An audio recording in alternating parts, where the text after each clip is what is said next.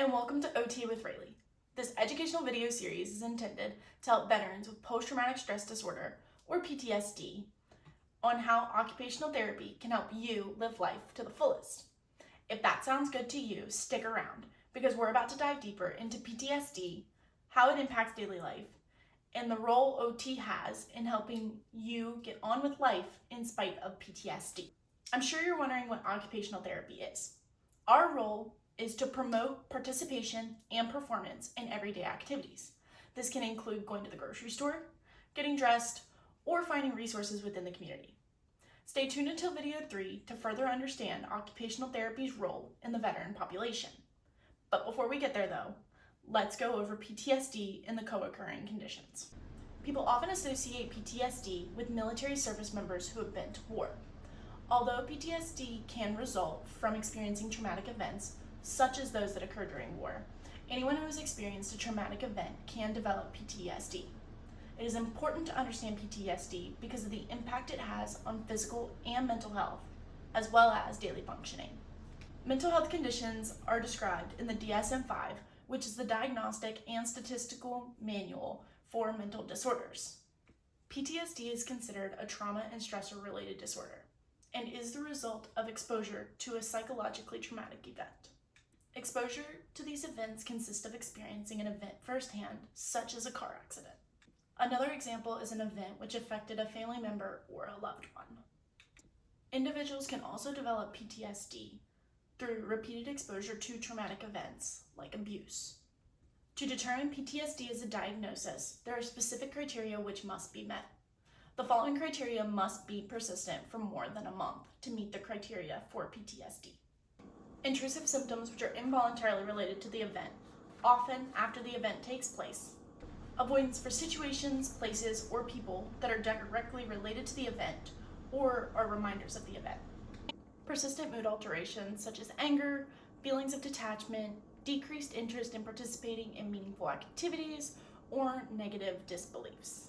Disturbances of social functioning, occupational functioning, or other important areas of functioning. Alteration in arousal and reactivity associated with the trauma begins or worsens after the event. This can include exaggerated behavior, hypervigilance, exaggerated startle response, difficulty concentrating, and/or sleep disturbances.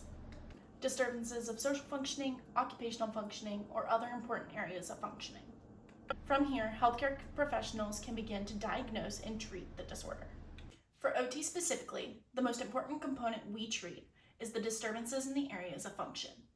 OT focuses on restoring function within an individual's daily life. So far, I've discussed what PTSD is and the diagnostic criteria for PTSD, but another important factor with PTSD is triggers. A trigger is a sensory cue, such as sight, sound, or smell, which creates a physical, psychological, or emotional reaction to a past traumatic event. Sometimes, this may manifest as a flashback or re-experiencing traumatic event. Everyone's reaction to a trigger is different and dependent on their situation. Triggers specific to veterans could be fireworks or a car backfiring due to the loud noises. They may potentially re-experience their time in a war zone if that was part of their military experiences. Another trigger could potentially be crowded spaces. Veterans may associate this situation with their time in a foreign country. Anniversaries can also be a trigger due to the remembrance of a day. It may remind them of where they were and what happened, creating negative re-experiences. Violent scenes within a movie or show or on the news could be a trigger. Specific smells such as smoke, fuel, or other distinct smells can be a potential trigger. With all this being said, triggers are specific to the individual and their lived experiences. Not everyone has the same experiences, triggers, or post-traumatic stress reactions. Since triggers elicit stress responses that people don't want to experience, this may lead them to avoiding situations and settings where triggers may be present. This can lead to self-isolation from family, friends, or activities and places the trauma survivor previously enjoyed. Occupational therapy can be key in helping people with PTSD recognize and deal with environmental triggers in the moment to enable participation in valued daily activities. There are 3 conditions which frequently co-occur with PTSD. That is, people who have PTSD often develop one of these other conditions. The first of these conditions is anxiety. Approximately 3 to 5% of people with PTSD may also have anxiety. Anxiety is a condition where worrying is the main symptom. According to the DSM-5, here are some of the criteria which elicit anxiety. Difficulty controlling worrying, restless or easily fatigued, experiencing difficulty when trying to concentrate, irritability, muscle tensions and sleep disturbances. And lastly, the following symptoms are not related to the recreational use of substances or other medical conditions. The persistent worrying of this condition can inhibit one's performance of key activities, which then impairs their social and occupational functioning. Occupational therapy can help people with PTSD and anxiety by teaching them coping skills to deal with anxiety in the moment and thereby enable participation in valued daily activities. Depression is another condition which commonly co-occurs with PTSD. About 1 to 5% of people with PTSD may experience depression too. According to the DSM-5, significant weight loss, insomnia, and decreased interest in activities are some of the diagnostic criteria associated with depression. Other criteria includes having a depressed mood which persists most of the day, if not all day, feelings of being worthless, experiences of not caring anymore, and disturbances within social and occupational functioning. For a diagnosis of depression, the following symptoms must be persistent for at least 2 weeks and have an impact on daily function. Depressed mood and loss of interest in activities must be one of the persistent symptoms. Occupational therapy can be key in people with PTSD and depression by helping them identify valued daily activities and helping them to progressively return to participation in those activities.